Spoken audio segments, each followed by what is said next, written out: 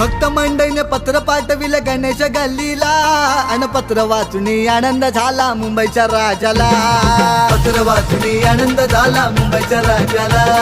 पत्र वाचूनी आनंद झाला मुंबईच्या राजाला. अनेक रूपे घेऊन येतो माझा गणराया. कधी विष्णू श्री कृष्ण माझा शिवशंकर भोळा. शिवशंकर भोळा शिवशंकर भोळा शिवशंकर भोळा शिवशंकर